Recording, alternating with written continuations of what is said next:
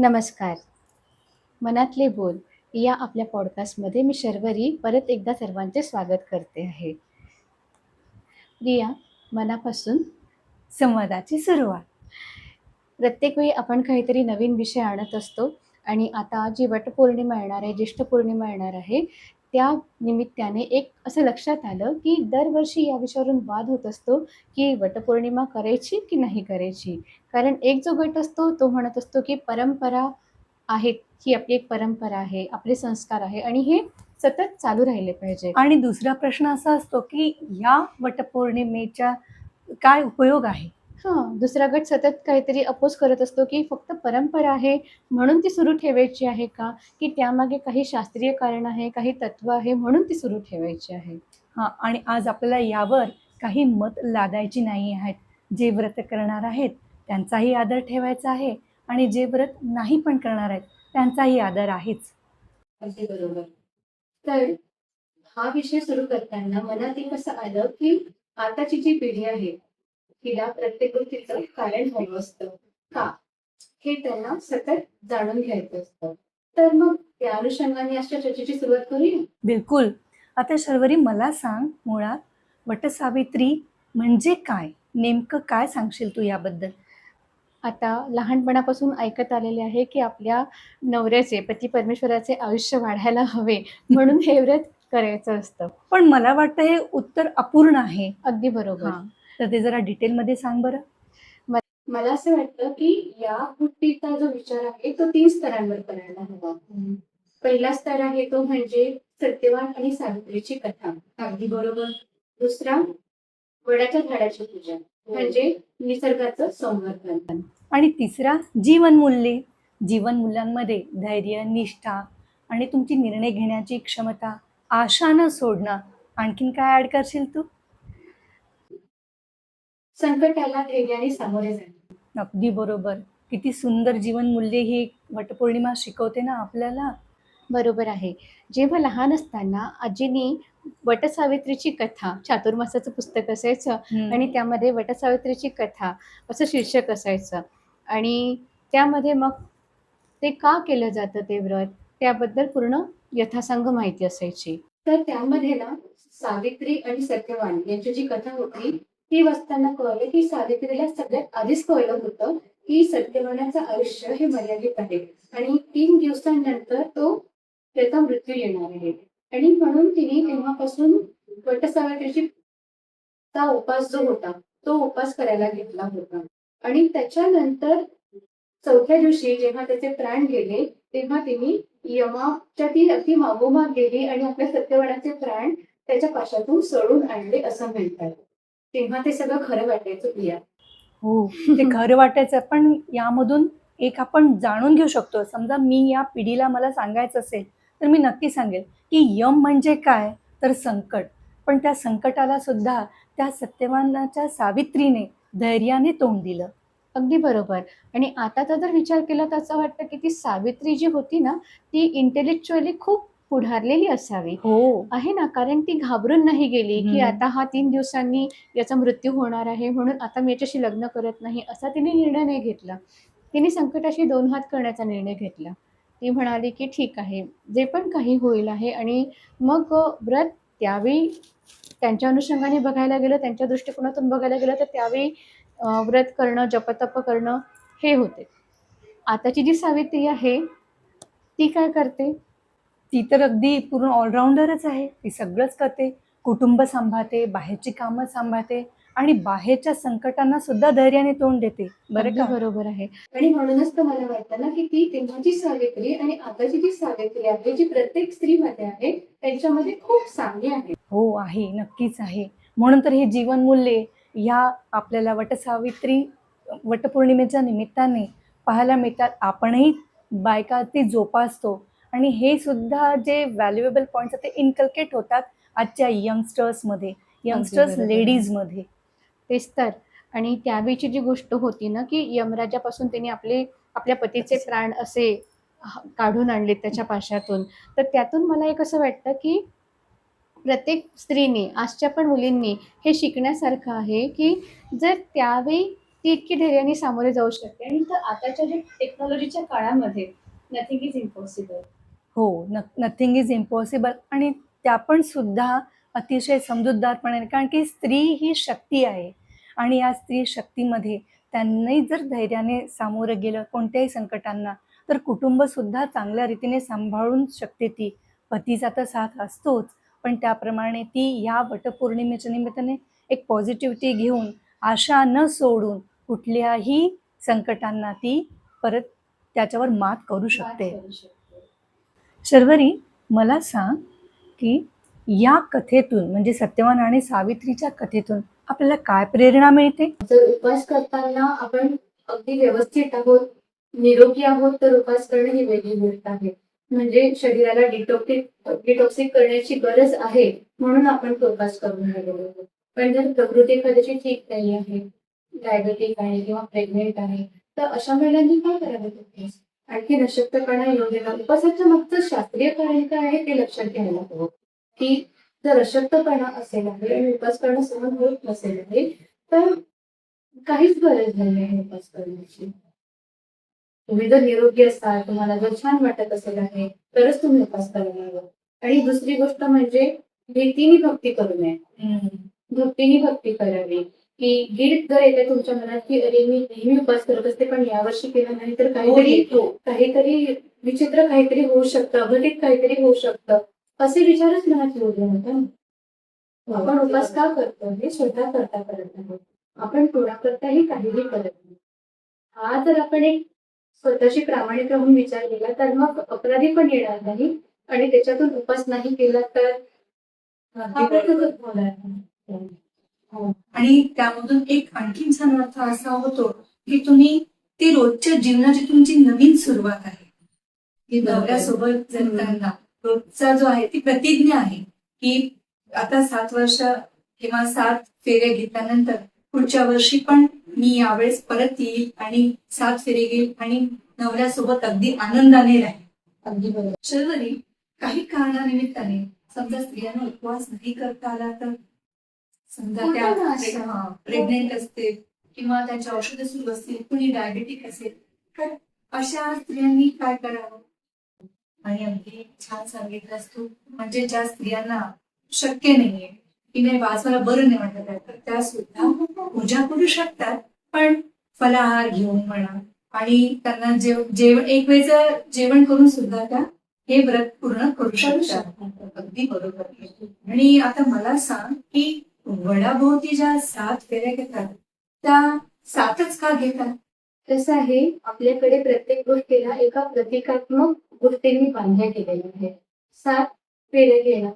आपल्याकडे 7 वार आहेत, सप्तर्षी आहेत, सप्त नद्या आहेत, इंद्रधनुष्याचे पण 7 रंग आहेत आणि आपण विवाहाच्या वेळी घेतो अग्निहोत्रीच्या प्रदक्षिणा, त्या पण 7 आहेत. त्याला आपण सप्तपदी असं म्हणतो. आहे ना? तर 7 प्रदक्षिणा मारल्याने आयुष्य वाढतं, असं काही नाही आहे. पण या 7 प्रदक्षिणा तुम्हाला त्या 7 शक्तांची परत आठवण करून देतात नव्याने. आणि धागा म्हणजे बंधन आहे ते एक. तर आपण स्वतःला या बंधनात अशा पद्धतीने बांधून घेतो. आपण म्हणतो ना रेशीम काठी असते. रेशीम घाट. हा, तर ही पण एक रेशीम काठीच आहे की वडाभोवती आपण प्रदक्षिणा घालत राहिलो आहे आणि 7 फेऱ्यांनी आपण स्वतःला परत परत त्या शब्दांची नव्याने आठवण करून देतो. हे पण एक आहे. त्याच्यानंतर मग आता पूजेचं साहित्य आहे. हळद, कुंकू, अक्षता, नारळ, फुलं.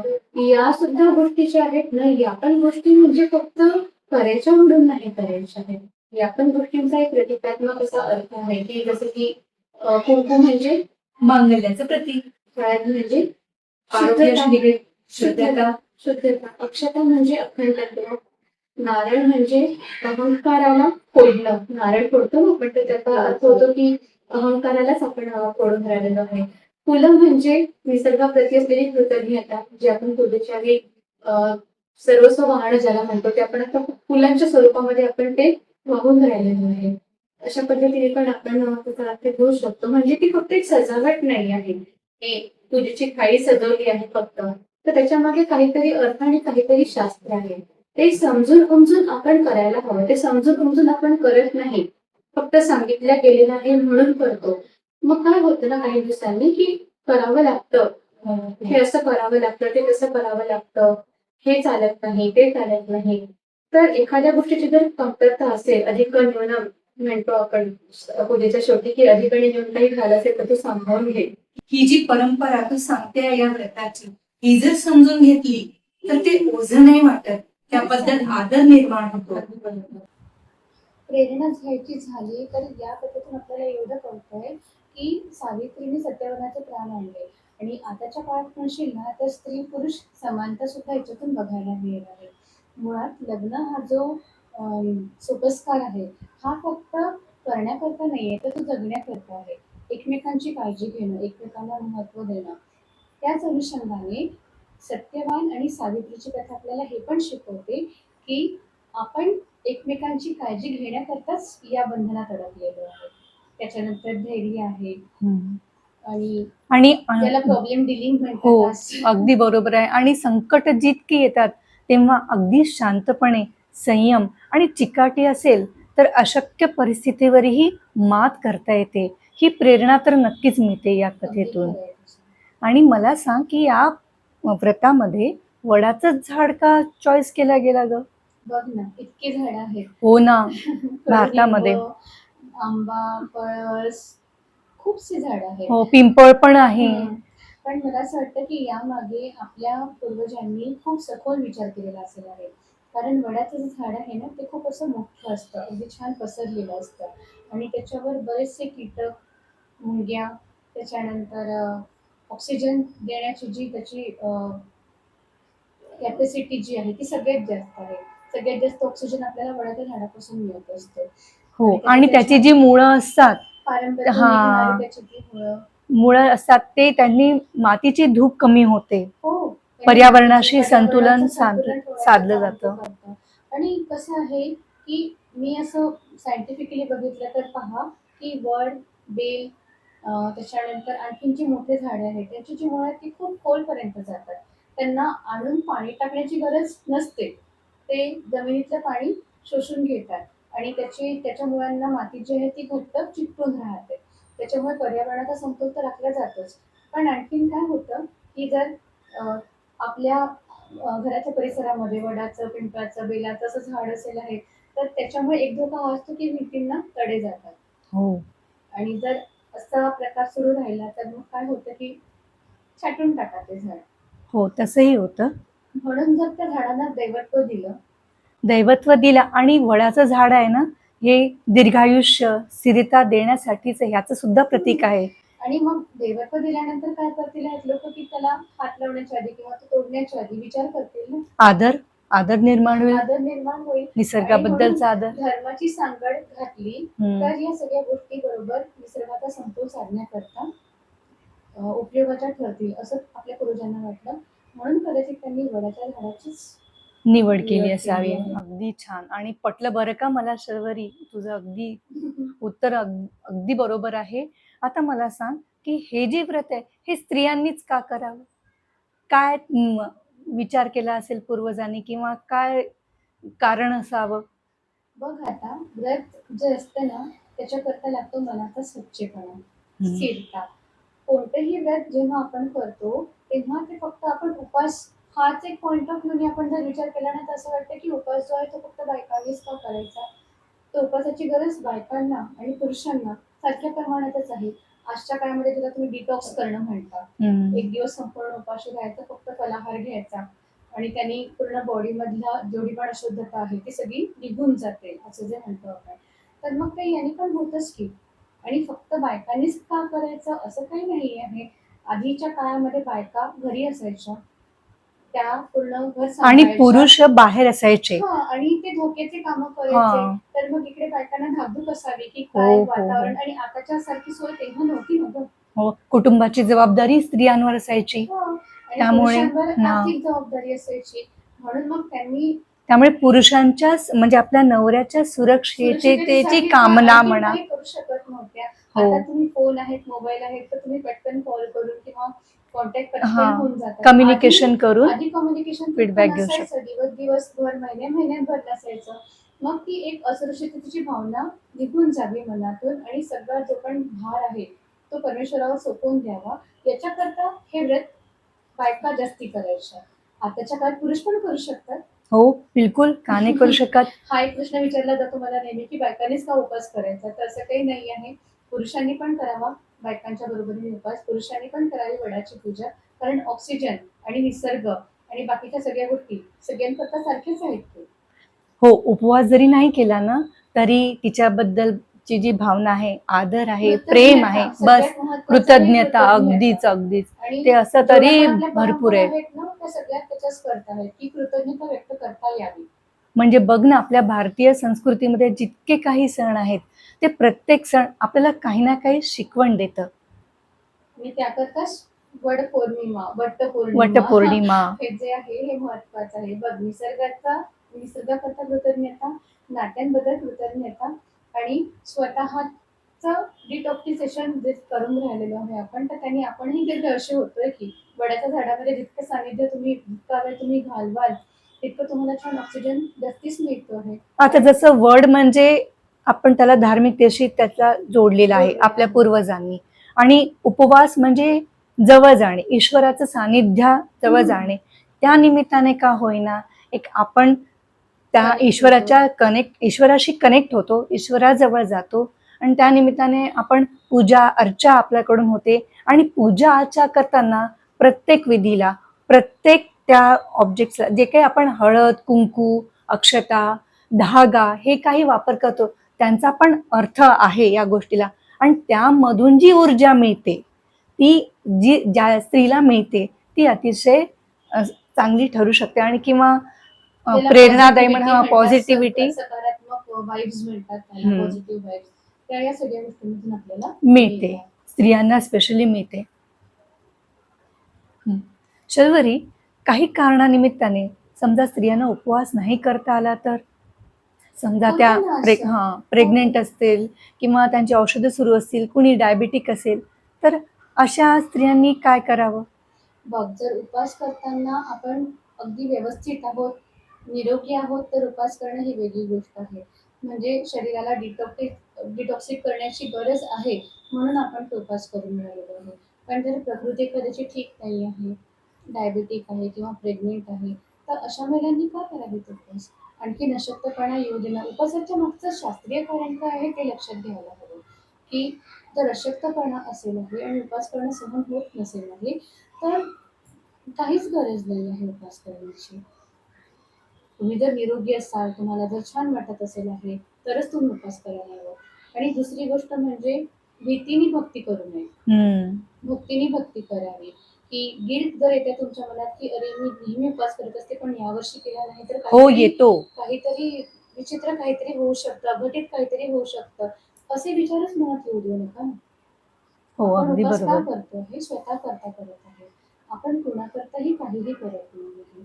हा जर आपण एक स्वतःशी प्रामाणिक राहून विचार केला, तर मग अपराधी पण येणार नाही आणि त्याच्यातून उपवास नाही केला तर हा अगदी गोष्टच बरोबर. उद्भवणार नाही. हो. आणि अगदी छान सांगितलंस तू. म्हणजे ज्या स्त्रियांना शक्य नाहीये, की नाही आज मला बरं नाही वाटत आहे, तर त्या सुद्धा पूजा करू शकतात. पण फलाहार घेऊन म्हणा आणि त्यांना एक वेळचं जेवण करून सुद्धा त्या हे व्रत पूर्ण करू शकतात. अगदी बरोबर आहे. आणि आता मला सांग, की वडाभोवती ज्या 7 फेऱ्या घेतात, त्या 7च का घेतात? कसं आहे, आपल्याकडे प्रत्येक गोष्टीला एका प्रतिकात्मक गोष्टींनी बांधल्या गेलेलं आहे. 7 फेऱ्या घेणं, आपल्याकडे 7 पार आहेत, हो. सप्तर्षी आहेत, सप्त नद्या आहेत, इंद्रधनुष्याचे 7 रंग. इंद्रधनुष्याचे पण 7 रंग आहेत आणि आपण विवाहाच्या वेळी घेतो अग्निभोवतीच्या प्रदक्षिणा, त्या पण 7 आहेत. त्याला आपण सप्तपदी असं म्हणतो. आहे ना? तर 7 प्रदक्षिणा मारल्याने आयुष्य वाढतं, असं काही नाही आहे. पण या 7 प्रदक्षिणा तुम्हाला त्या 7 शक्त्यांची परत आठवण करून देतात नव्याने.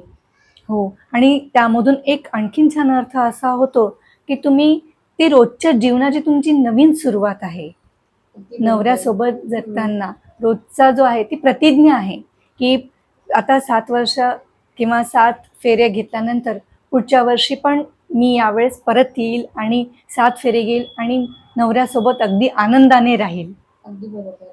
आणि धागा म्हणजे बंधन आहे ते एक.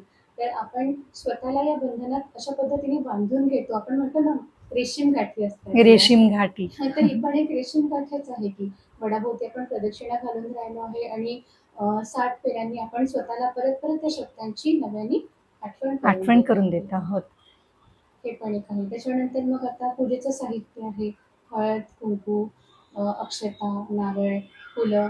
या सुद्धा गोष्टी ज्या आहेत ना, या पण गोष्टी म्हणजे फक्त करायच्या म्हणून नाही करायच्या आहेत. या पण गोष्टींचा एक प्रतिकात्मक असा अर्थ आहे, की जसं की कुंकू म्हणजे मांगल्याचं प्रतीक, हळद म्हणजे आरोग्याशी शुद्धता, निगडीत शुद्धता, शुद्धता. अक्षता म्हणजे अखंडत्व. नारळ म्हणजे अहंकाराला फोडणं. नारळ फोडतो ना आपण, तर त्याचा हो अर्थ हो, होतो की अहंकारालाच आपण फोडून राहिलेलो आहे. फुलं म्हणजे निसर्गाप्रती असलेली कृतज्ञता, जी आपण पूजेच्या वेळी सर्वस्व वाहणं ज्याला म्हणतो, ते आपण आता फुलांच्या स्वरूपामध्ये आपण ते वाहून राहिलेलो आहे. अशा पद्धतीने पण आपण त्याचा अर्थ घेऊ शकतो. म्हणजे ती फक्त एक सजावट नाही आहे, की पूजेची थाळी सजवली आहे फक्त. तर त्याच्यामागे काहीतरी अर्थ आणि काहीतरी शास्त्र आहे. ते समजून उमजून आपण करायला हवं. ते समजून उमजून आपण करत नाही. फक्त सांगितल्या गेलेलं आहे म्हणून करतो. मग काय होतं ना काही दिवसांनी, की करावं लागतं. हो हो. हे असं करावं लागतं, ते तसं करावं लागतं. हे चालत नाही, ते चालत नाही. तर एखाद्या गोष्टीची जर कमतरता असेल, अधिक न्यूनम म्हणतो आपण पूजेच्या शेवटी, की अधिक आणि न्यून काही झालं असेल तर ते सांभाळून घे. ही जी परंपरा तू सांगते या व्रताची, ही जर समजून घेतली तर ते ओझं नाही वाटत, त्याबद्दल आदर निर्माण होतो. अगदी बरोबर. आपण परंपरा समजून न घेता त्या करत जातो, पिढ्यानपिढ्या करत जातो आणि म्हणून मग काही कालांतराने त्याचं आपल्याला ओझं वाटायला लागतं. पण ओझं वाटू देऊ नये, कारण की ह्या परंपरा अगदी जर तुम्ही समजून घेतल्या तर साहजिकच त्यामधली तुम्हाला त्याची एक चांगली जाणीव होईल की नाही, या गोष्टी केल्या पाहिजे आणि या गरजेच्या आहेत असं मला वाटतं. कारण की त्या एकाच व्रतामुळे बघा, तुम्ही कुटुंबाशी जोडले जातात, चांगल्या भावना निर्माण होतात आणि तुमच्यामध्ये संयम, चिकाटी, ही कथा वाचल्याने तुम्हाला स्वतःलाच कळून पडतं की सावित्रीने जसं संकटाला तोंड दिलं आणि त्यावेळेस तिने जो निर्णय घेतला, तो निर्णय प्रत्येक स्त्री स्वतःसाठी घेऊ शकते आणि ती सक्षम आहे. कसं आहे ना, की प्रत्येक वेळी स्त्रियांनीच का व्रतवैकल्य करायचे, पुरुषांनी का नाही करायचे? हा जो एक मुद्दा प्रत्येक वेळी मांडला जातो, तर त्याचं उत्तर आपण बघितलेलंच आहे, की आधीच्या काळात स्त्रिया या थोड्याशा घरात असायच्या. त्याच्यामुळे त्यांना त्यांच्याकडे थोडा अधिक वेळ असायचा व्रतवैकल्य आणि बाकीचे सगळे नियम पाळण्याकरता. पुरुषांकडे तो नसायचा. आता तर युग थोडंसं धावपळीचं झालेलं आहे. त्याच्यामध्ये स्त्रियांना नाही करायला मिळत. पण जर त्या श्रद्धेने करत असतील, तर चांगली गोष्ट आहे. त्यांना सक्तीचं करू नये, की हे तुला करावं लागेलच असं म्हणून सक्ती करू नये. जबरदस्ती नको. जर ती श्रद्धेने करत आहे तो तर खूप चांगला भाग आहे. पण तिला जर नाही आवडत आहे तर तिच्यावर सक्ती होऊ नये त्या व्यक्तीची. तिच्यावर जर सक्ती होत असेल तर काय होतं, त्याच्यातून साध्य काहीच होत नाही. अन्याय झाल्यासारखंच होईल. अगदी. म्हणून ज्यांना जे पटतं त्यांनी ते घ्यावं. आणि आपल्या परंपरांचा आदर जरी नाही तरी करू शकत आहात, तरी इतर कोणीतरी करत आहे म्हणून कमीत कमी तरी पण मला त्या परंपरेची खिल्ली तरी उडवू नये, की हे काय करत असतात असं म्हणून नाही. आदरयुक्त भावनेने बघा, तुम्ही नाही करू शकत, इट्स ओके. पण समोरचा करत आणि मी स्पेसिफिकली म्हणेन की चांगल्या नवऱ्यांची चांगला आदर ठेवावा स्त्रियांनी. आदर तर प्रत्येक नात्यामध्ये असायलाच हवा. स्त्री पुरुष समानता जेव्हा आपण म्हणतो तेव्हा स्त्री आदर म्हणून पुरुषाकडे आणि पुरुष आदर म्हणून स्त्रीकडेच बघतो. पण त्यातल्या त्यात जर तुम्ही आदर ठेवत आहात एकमेकांचा, तर मग व्रतवैकल्य आणि बाकीच्या ज्या गोष्टी आहेत तिथे समानता किंवा स्त्रीवाद हा उपस्थित राहत नाही. तिथे आदरयुक्त भावना आणि श्रद्धा आणि त्या अनुषंगाने येणारं छान हिलिंग आणि मस्त वातावरण तुम्हाला मिळत असतं. म्हणून एकमेकांचा आदर करण्याकरताच या सगळ्या परंपरा आणि व्रतवैकल्य आले आहेत. तर मग प्रिया, तुला काय वाटतं या आजच्या चर्चेमधून आपल्याला काय साध्य झालेलं आहे? या चर्चेतून अगदी परंपरांचा आपल्याला अभिमान पाहिजे आणि याच्यात हे जे चांगले व्रतवैकल्य आपले पूर्वजांनी आपल्याला लाभून दिलेले आहेत, त्यांचा अर्थ जाणून घेऊन आपण जर ही व्रतवैकल्य पूर्ण केली तर नक्कीच आपल्या कुटुंबामध्ये बळ मिळतं, आपल्या कुटुंबांमध्ये जे नाते आहेत ते अगदी स्ट्रॉंग सुदृढ होण्याकरता मदत होते. आपल्याला पॉझिटिव्हिटी वाढते आणि एक छान हस्तखेळतं वातावरण आपल्या घरामध्ये सुद्धा निर्माण होतं. झालं तर मग दुहेरी उद्देश आपला साध्य झालेला आहे. हो अगदी बरोबर. तर तुम्ही करणार ना वटपौर्णिमेचं व्रत? नक्की करायला हवं आणि करा. नक्की करायला हवं सगळ्यांनी हे वटपौर्णिमेचं व्रत. आणि आम्ही तर करतोच आहे, पण आताच्या मुलींनी पण जर करायचं असेल तर श्रद्धेने करा, सक्ती म्हणून करू नका. समजून उमजून हे व्रत करा, प्रेमाने करा, आदराने करा. आणि त्याचा आनंद घ्या. चला तर मग भेटूया पुढच्या भागामध्ये. पर्यंत मी शर्वरी आणि मी प्रिया. बघत राहा मनातली बोल. तोपर्यंत सगळ्यांना आमचा नमस्कार.